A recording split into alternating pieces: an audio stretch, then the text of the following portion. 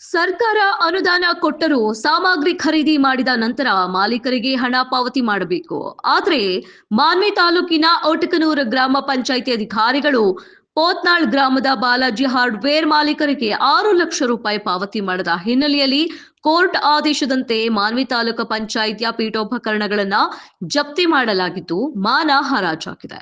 ರಾಯಚೂರು ಜಿಲ್ಲೆಯ ಮಾನ್ವಿ ತಾಲೂಕು ಪಂಚಾಯಿತಿಯ ಪೀಠೋಪಕರಣಗಳ ಜಪ್ತಿ ಮಾಡಲು ರಾಮಕೃಷ್ಣ ಅವರು ಮಾನ್ವಿ ನ್ಯಾಯಾಲಯದಲ್ಲಿ ದಾವೆ ಹೂಡಿದ್ರು.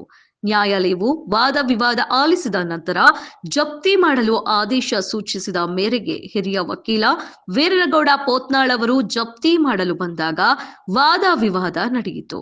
ಒಟ್ಟಾರೆಯಾಗಿ ನೋಡಿದ್ರೆ ಮಾನ್ವಿ ತಾಲೂಕಲ್ಲಿಯೇ ಸರ್ಕಾರದ ಕಚೇರಿಯ ಪೀಠೋಪಕರಣ ಜಪ್ತಿ ಮಾಡಲು ಕೋರ್ಟ್ ಆದೇಶ ಹೊರಡಿಸಿರುವುದು ಇದೇ ಮೊದಲು. ಸರ್ಕಾರದ ಅಧಿಕಾರಿಗಳು ಕಾನೂನುಬದ್ಧವಾಗಿ ಕೆಲಸ ಮಾಡಿದ್ರೆ ಇಂತಹ ಸಂಗತಿ ಮರುಕಳಿಸಲ್ಲ. ಆದ್ರೆ ಮಾನ್ವಿ ತಾಲೂಕು ಪಂಚಾಯಿತಿಯ ಮಾನ ಹರಾಜಾಗಿದೆ ಎಂದು ಚರ್ಚೆ ನಡೆದಿದೆ.